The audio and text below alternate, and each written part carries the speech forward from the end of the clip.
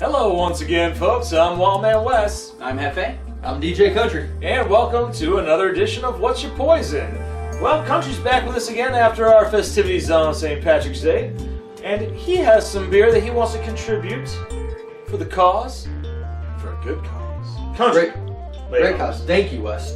So what we have here, there's a Cancer Kiss My Cooley. It is a Chicago-based cancer foundation for pediatric brain cancer.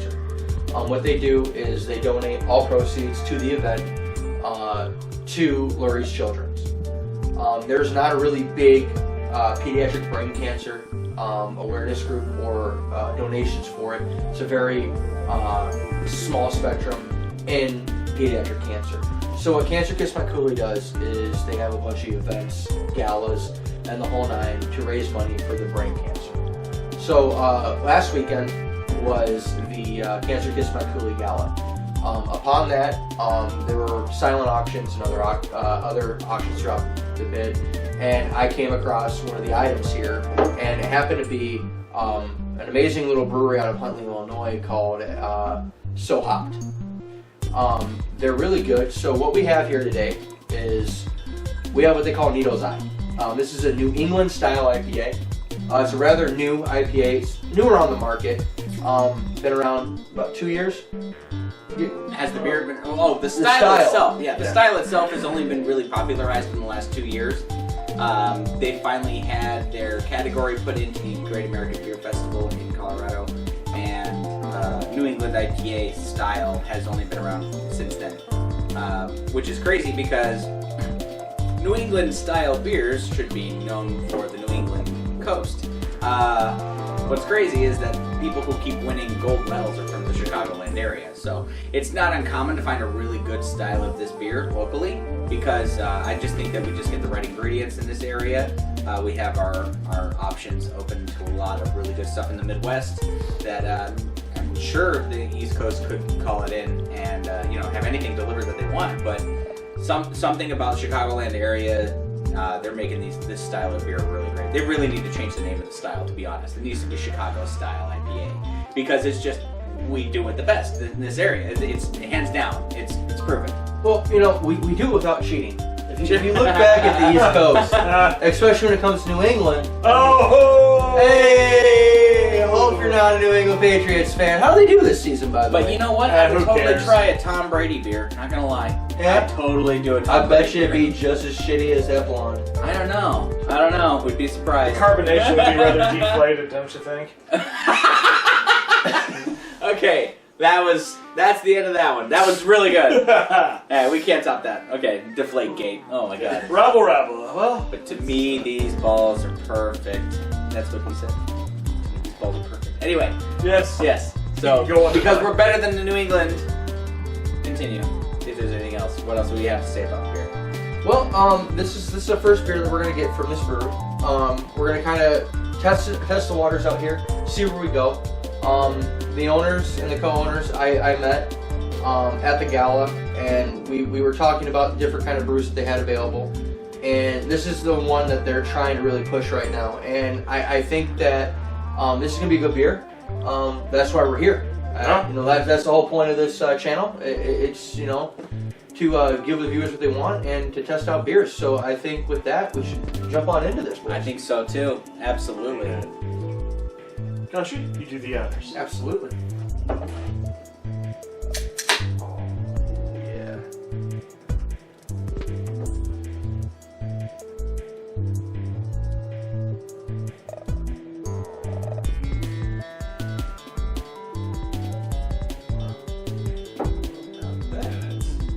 Just a little hazy, that lemony haze. Oh man. And by lemony haze, like you can gauge the hazy color from lemon to an orange, just because it's that flat yellow versus the flat orange color of some. Even when it's not in the light, you can.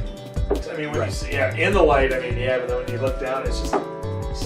Winner of the gold medal this last year at the Great American Beer Festival was Beezer from Old Irving in Chicago, and that is like a darker orange shade of haze. So this is more of like that lemon shade of haze. Ooh. Lots of hop, like the fruity and like fruity little floral I can eat notes in there. The citrus alone. Like Yeah. you said, oh man. Oh my. Ooh. This is a little bitter. Now, the thing that you keep in mind is that most New England style IPAs were created basically to get people who said for years that they don't like IPAs to drink IPAs.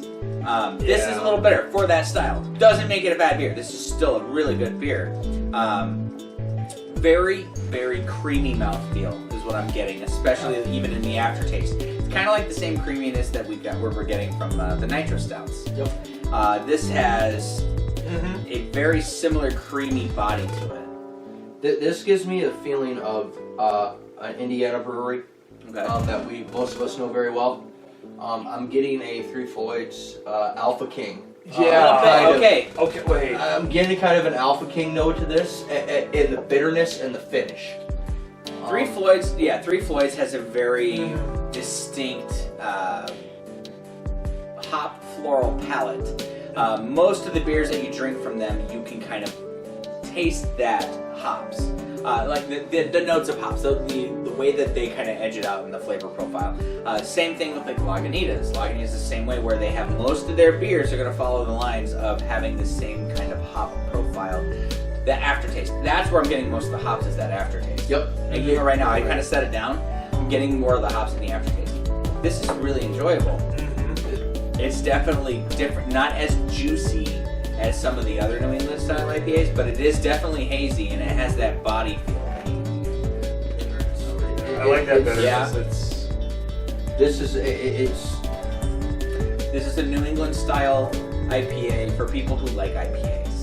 If you drink a Lagunitas IPA or you drink the Founders All Day IPA, you will definitely enjoy this. You would probably drink more than that, than just the one. How much percentage is in this? 7.1% Yeah, alcohol. Yeah, that's a surprise. Well, I mean, it doesn't taste like 7.1. No. When you're talking about the style, that's pretty average. You're looking at a good percentage there. I mean, but because it's usually, still, like, it doesn't taste like it tastes like. Most of the IPAs that we've had on the channel from time to time is usually about 6.7, 6.8. Yeah. So this one being a little bit heavier, I mean, it doesn't make it necessarily better, but it doesn't hinder. It does not hinder it. No. That's what I love about it. I saying. mean, that bitterness. I mean, that's what I like about it. I mean, and that's what I'm saying. I feel like it definitely has that really good profile, but it's a New England IPA for people who already like IPAs. I probably wouldn't give this to somebody who was like, oh, I don't like IPAs. There's so many of those hazy IPAs out there right now. It's almost juice. Like, you know what I mean? Yep. Like, it's almost juice. And it's not to say that that's better or worse. That's just the direction that they go. No. Those are the ones that are kind of winning in the competition. I feel like we can put this at the high level of IPA beers. I feel like that this sits at, I don't want to say the word top shelf, but I feel like if we were to categorize different brands of IPAs, this sits up with the big boys. The flavor is there. Yeah. It hits you.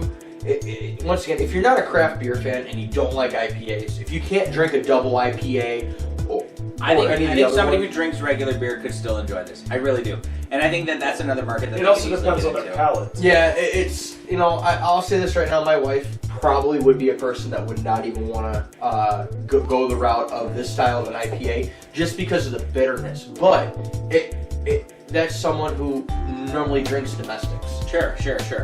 Maybe a slight purple haze every now and then, which is more of your lavender infused, flower based. Purple haze? Yes. It's literally raspberry. Oh yeah. Yeah, I mean there's hints of lavender. It used to be a raspberry wheat, but now it's just raspberry.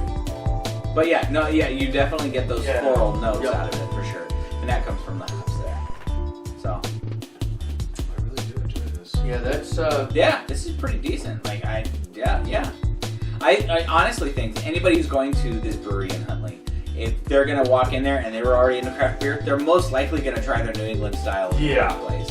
I mean, it's the style to go to right now. It's the one that's really popular, and this is a pretty decent addition to it.